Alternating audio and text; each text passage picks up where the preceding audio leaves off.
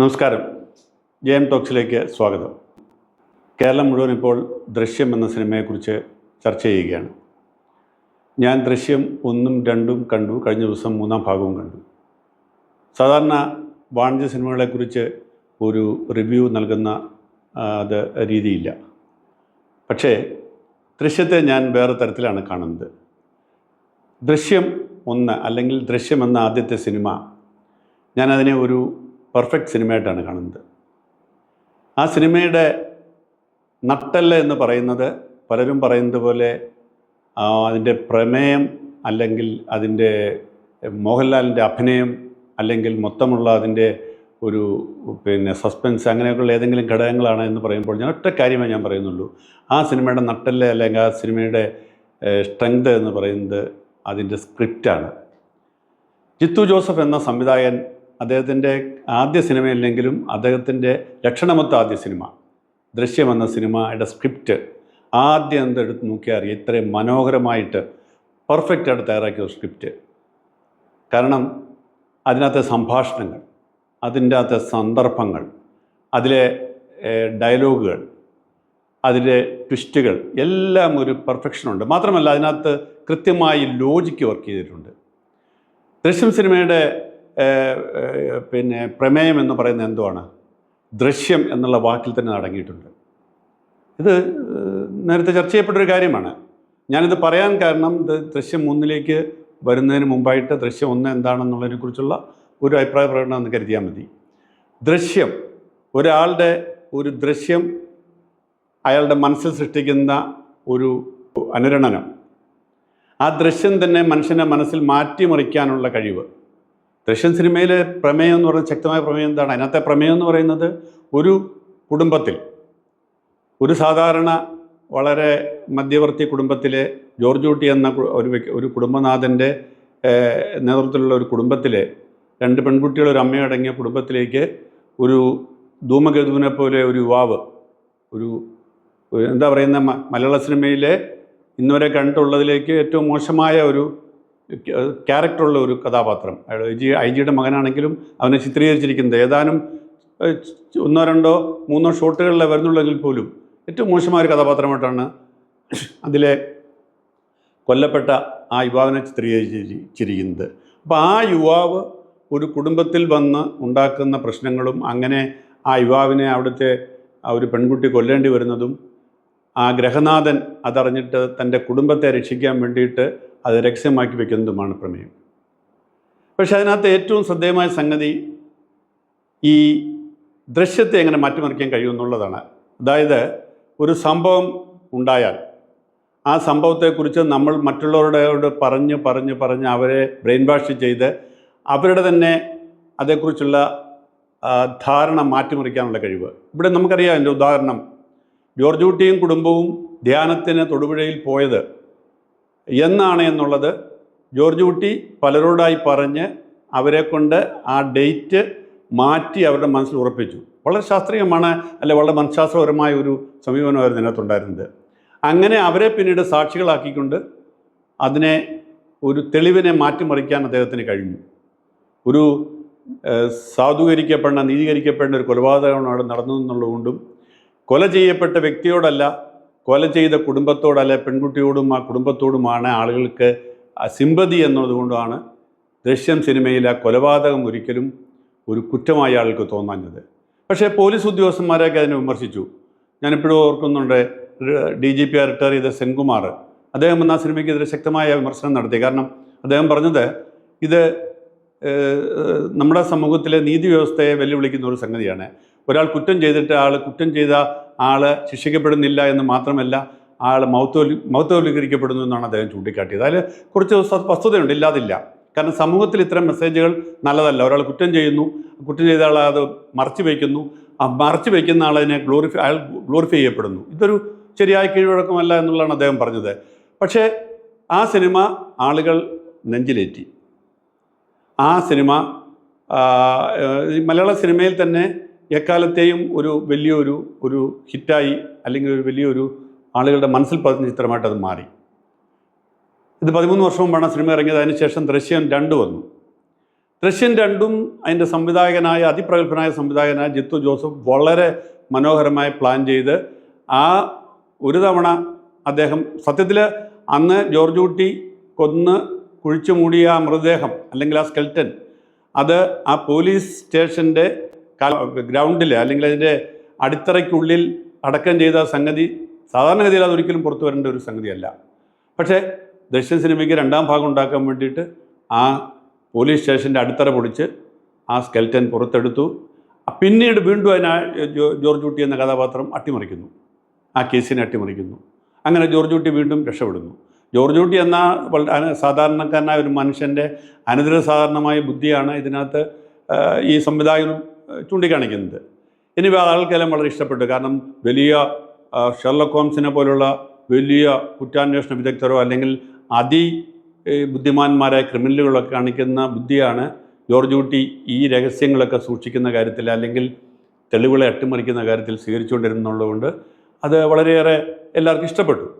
പക്ഷേ ഇതെല്ലാം ജോർജ് കുട്ടിയോട് ആളുകൾക്ക് സിമ്പതി തോന്നുന്നത് ജോർജ് കുട്ടി ചെയ്ത പ്രവൃത്തിയുടെയൊക്കെ ഒരു നീതീകരിക്കപ്പെടുന്നൊരു വശമുണ്ട് എന്നുള്ളതുകൊണ്ടാണ്. അതുകൊണ്ട് തന്നെ രണ്ടാം ഭാഗത്തിൽ ആദ്യ ഭാഗത്തുണ്ടായിരുന്ന പല ലോജിക്കും പല സാമാന്യ ബുദ്ധിക്ക് നിരക്കുന്ന കാര്യങ്ങളൊന്നും രണ്ടാമത്തെ ഭാഗത്തിലുണ്ടായിരുന്നില്ല.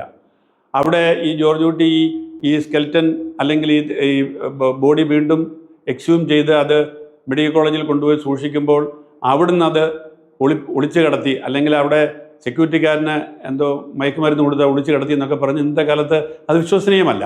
പക്ഷെ ആളുകൾ എന്തുകൊണ്ട് അത് വിശ്വസിക്കുകയും അതിന് ചോദ്യം ചെയ്യാതിരുന്നു ചോദിച്ചാൽ ചില ആളുകൾക്കൊരു സൈക്കോളജി ഉണ്ട്. അതായത് ഒരാൾ ഒരു സൽപ്രവൃത്തി ചെയ്യുന്നുണ്ടെങ്കിൽ ആ സൽപ്രവൃത്തി ചെയ്യുന്നതിൻ്റെ യുക്തിഭദ്രതയൊന്നും ആരും അന്വേഷിക്കത്തില്ല. ജോർജ് കുട്ടി അത് ചെയ്തേ പറ്റുള്ളൂ. അതുകൊണ്ട് ജോർജ് കുട്ടി എങ്ങനെ ചെയ്താൽ ആളുകൾ അക്സെപ്റ്റ് ചെയ്യും.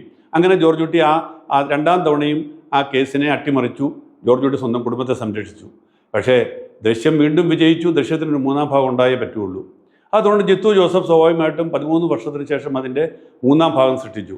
ഈ മൂന്നാം ഭാഗം ഒരു കൗതുകത്തിന് വേണ്ടിയാണ് ഞാൻ പോയി കണ്ടത്. കാരണം ജിത്തു ജോസഫ് എന്ന് പറയുന്ന പ്രഗത്ഭമായ സംവിധായകൻ എങ്ങനെ അതിനെ കൈകാര്യം ചെയ്യുന്നുള്ളത്. പക്ഷേ ഒരു കാര്യം പലരും ചൂണ്ടിക്കാണിച്ചതുപോലെ വാസ്തവത്തിൽ ഈ സിനിമയ്ക്ക് പണം ഉണ്ടാക്കുക എന്നുള്ളതിനപ്പുറത്തേക്ക് ജിത്തു ജോസഫിനെ സംബന്ധിച്ച് ഈ മൂന്നാം ഭാഗത്തിന് യാതൊരു അർത്ഥവുമില്ല. എൻ്റർടൈൻമെൻറ്റ് വാല്യൂ ഇല്ലാതെ ഉണ്ടായിരിക്കും, ഞാൻ പറയുന്നില്ല. പക്ഷേ സിനിമ എന്നുള്ള നിലയിൽ ജിത്തു ജോസഫ് അതിൽ പുതുതായിട്ടൊന്നും സംഭാവന ചെയ്യുന്നില്ല. അതിൻ്റെ ഒന്നാം ഭാഗം വാസ്തവത്തിൽ രണ്ടാം ഭാഗത്തിന് വേണ്ടിയുള്ള ഒരു വലിച്ചുനീട്ടൽ മാത്രമാണ്. ഒരു മെലോഡ്രാമ ഉണ്ടാക്കിയെടുക്കാൻ വേണ്ടിയിട്ടുള്ള ഒരു കരുതൽ മാത്രമാണ്. മെലോഡ്രാമയും സസ്പെൻസും മാത്രം. പക്ഷേ ഇതിനകത്ത് ഒത്തിരി ലോജിക്ക് എന്ന് പറയുന്ന സംഗതിയില്ല. ഇതിനകത്ത് രണ്ടാം ഭാഗത്തിൽ ചെയ്ത രണ്ടാം ഭാഗത്തിൽ നിന്ന് മൂന്നാം ഭാഗത്തിലേക്ക് വരുമ്പോൾ ഈ സിനിമ മുന്നോട്ട് പോകണമെങ്കിൽ എന്ത് വേണം? ജോർജ് കുട്ടി പോരാ, ജോർജ് കുട്ടി കുടുംബം പോരാ, ജോർജ് കുട്ടി നാട്ടുകാർ പോരാ, ബന്ധുക്കൾ പോരാ. ഇതിനകത്ത് വേണ്ടത് പ്രതിനായകന്മാരാണ്. അപ്പോൾ രണ്ടാം ഭാഗത്തിൽ ഏറെക്കുറെ ഒരു മിതവാദികളായിട്ട് നമ്മൾ കണ്ടിരുന്ന ആ ഐ ജിയെയും ഐ ജിയുടെ ഭർത്താവിനെയും പ്രഭാകരനെയും ഒക്കെ മൂന്നാം ഭാഗത്ത് അങ്ങേയറ്റം വില്ലന്മാരായിട്ട് ചിത്രീകരിച്ചു. അല്ലെങ്കിൽ കഥയ്ക്ക് മുന്നോട്ട് പോക്കില്ല.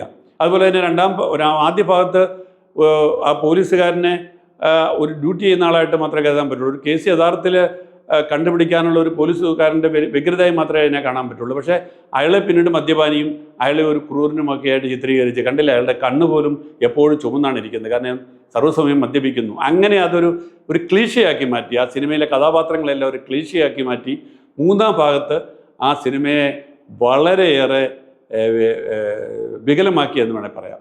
പക്ഷേ ഇത് സാമാന്യ ജനങ്ങളത് അംഗീകരിക്കത്തില്ല. ഇത് മഹത്തായ സിനിമയാണെന്ന് കരുതുന്നവരുണ്ട്, ഇത് ഉജ്ജ്വലമായ സിനിമ എന്ന് കരുതുന്നവരുണ്ട്, ഇത് കണ്ട് കരഞ്ഞവരുണ്ടാവാം, ഇത് കണ്ട് ആ സസ്പെൻസിൽ ത്രില്ലടിച്ചവരുണ്ടാവാം, ഒക്കെ ഉണ്ടാവും. പക്ഷേ വസ്തുതാപരമായിട്ട് ചിന്തിച്ചാൽ ഇല്ലോജിക്കലായിട്ടുള്ള കുറേ കാര്യങ്ങളെ ചേർത്ത് വെച്ചിട്ട് ഒരു മൂന്നാം ഭാഗം ഉണ്ടാക്കിയിരിക്കുകയാണ്. ഇത് വാസ്തവത്തിൽ ജിത്തു ജോസഫിൻ്റെ മറ്റ് സിനിമകളൊക്കെ എടുത്തു കഴിഞ്ഞാൽ അതൊരു പ്രതിഭാശാലിയായ ഒരു സംവിധായകനാണ്. എനിക്ക് ജിത്തു ജോസഫിനെ കുറിച്ച് അങ്ങേയറ്റത്തെ മതിപ്പാണ്. ഞാൻ രണ്ടാം ദൃശ്യം 2 കണ്ടു കഴിഞ്ഞാൽ അദ്ദേഹത്തോട് പറഞ്ഞു, ഒന്നാം ഭാഗവും രണ്ടാം ഭാഗവുമായി കമ്പയർ ചെയ്യുമ്പോൾ തങ്ങളുടെ ഒന്നാം ഭാഗം it was A perfect film.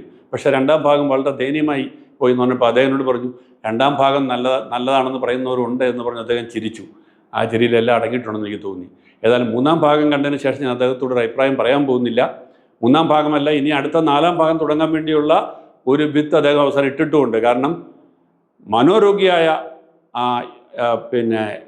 I ജിയെ കൊണ്ട് എൻ്റെ വൈരാഗ്യം ജോർജ് കുട്ടിയോടല്ല, ജോർജ് കുട്ടിയുടെ മകളോടാണ് എന്ന് പറയുന്നിടത്ത് നമുക്ക് അറിയാം ഇനി ഒരു 4-ാം ഭാഗം കൂടി ഇതിനകത്ത് അതിൻ്റെ ഒരു ബീജാപാവനം നടത്തിയിരിക്കുന്നു എന്ന് നമുക്ക് ഉറപ്പായും നിരീക്ഷിക്കാം. പക്ഷേ ഇതിനകത്ത് ഒരു കാര്യം നമ്മൾ പറയണം, സെൻകുമാറിനെ പോലെയുള്ള പോലീസ് ഓഫീസർമാർ ആദ്യ ഭാഗം എന്താണോ ഈ സിനിമയുടെ പോരായ്മയായിട്ട് ചൂണ്ടിക്കാണിച്ചത്, അല്ലെങ്കിൽ എന്തുകൊണ്ട് അവർ ഈ സിനിമയുടെ പ്രമേയം അംഗീകരിക്കുന്നില്ല എന്ന് പറഞ്ഞത്, ആ സിനിമയിലെ കുറ്റവാളി ശിക്ഷിക്കപ്പെടുന്നില്ല എന്നുള്ളതാണ്. ശിക്ഷിക്കപ്പെടുന്നില്ല എന്ന് മാത്രമല്ല, കുറ്റവാളി ഗ്ലോറിഫൈ ചെയ്യപ്പെടുന്നു എന്നുള്ളതാണ്. എന്നാൽ 3-ാം ഭാഗമായപ്പോൾ സെൻകുമാറിനെ പോലെയുള്ള ആളുകളെ തൃപ്തിപ്പെടുത്തിക്കൊണ്ട് 3-ാം ഭാഗത്ത് ജോർജ് കുട്ടി കുറ്റം ഏറ്റുപറയുന്നു, ജോർജ് കുട്ടി ശിക്ഷിക്കപ്പെടുന്നു. അങ്ങനെ ജോർജ് കുട്ടി ശിക്ഷിക്കപ്പെടുന്നിടത്ത് ഈ സിനിമ അവസാനിക്കേണ്ടതാണ്. അപ്പോഴാണ് ഇത് നീതി വ്യവസ്ഥയ്ക്ക് അപ്പുറത്തേക്ക് സിനിമ കൊണ്ടുപോകുക. ഇപ്പം നീതി വ്യവസ്ഥകളുടെ കാര്യങ്ങൾ തീർന്നു. ഇനിയിപ്പോൾ സിനിമയ്ക്ക് അങ്ങനെ ഒരു റോളില്ല. കാരണം 1-ാം ഭാഗത്തിലും 2-ാം ഭാഗത്തിലും 3-ാം ഭാഗത്തിലും ഇതിനകത്ത് കൊല്ലപ്പെട്ട യുവാവിൻ്റെ ബോഡി കണ്ടെത്തുക, അതാണല്ലോ തെളിവിൻ്റെ അടിസ്ഥാന ഘടകം. അത് കണ്ടെത്താൻ വേണ്ടിയുള്ള പ്രയാണമായിരുന്നെങ്കിൽ ഇനിയിപ്പോൾ ബോഡിയുടെ ആവശ്യമില്ല. കാരണം കുറ്റവാളി സ്വയം കുറ്റം ഏറ്റുപറഞ്ഞു, അയാൾ ശിക്ഷിക്കപ്പെടുന്നു. അവിടെ അവസാനിക്കേണ്ടതാണ് സിനിമ. പക്ഷേ ഇനി നീതി വ്യവസ്ഥയൊക്കെ കഴിഞ്ഞിട്ട് 4-ാം ഭാഗത്തിൽ ഇതൊരു പകവീട്ടലിൻ്റെ ഒരു കഥയായിട്ട് ഡെവലപ്പ് ചെയ്യാൻ വേണ്ടിയാണ് 4-ാം ഭാഗത്ത് മനോരോഗിയായ IG. മനോരോഗികളായ ആൾക്കാർ അങ്ങനെയൊന്നും സാധാരണ പറയാറില്ല. ഇത്രമാത്രം ആലോചിച്ചിട്ട് എനിക്ക് അവനെയല്ല വേണ്ടത്, അവളുടെ മകളുടെയാണ് എന്ന് പറഞ്ഞിട്ട് ഒരു 4-ാം ഭാഗത്തിന് വേണ്ടി ഇതിൻ്റെ ബീജാവോപ്പം നടത്തിയിരിക്കുകയാണ്. എനിക്ക് ജിത്തു ജോസഫിനോട് ഒന്നേ പറയാനുള്ളൂ, താങ്കളുടെ കഴിവിൽ എനിക്ക് മതിപ്പുണ്ട്. താങ്കൾ എത്രയോ നല്ല പടങ്ങൾ എടുത്തതാണ്.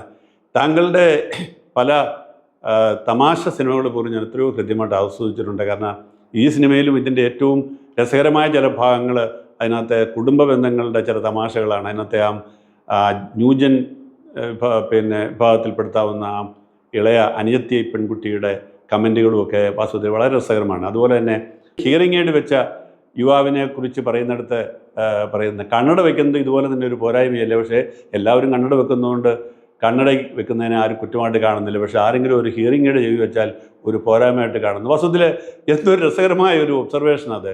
അപ്പോൾ ഇങ്ങനെയുള്ള ഒബ്സർവേഷൻ നിരീക്ഷണങ്ങളൊക്കെ നടത്തുന്ന ഇത്രമാത്രം മിടുക്കനായ, എനിക്ക് അദ്ദേഹത്തോട് വേറൊരു ബന്ധം കൂടെ ഉണ്ട്. കാരണം അദ്ദേഹം എൻ്റെ വളരെ അടുപ്പമുണ്ടായിരുന്ന മൂവാറ്റുപുഴ MLA ആയിരുന്ന ജോസഫ് സാറിൻ്റെ മകൻ കൂടിയാണ്. എന്തായാലും അദ്ദേഹം 4-ാം ഭാഗത്തിലേക്ക് ഒതുങ്ങുമ്പോൾ വേർച്ചൂടെ നല്ല സിനിമകൾക്ക് വേണ്ടി ശ്രമിക്കുക എന്നല്ലാതെ എനിക്ക് മറ്റൊന്നും പറയാനില്ല.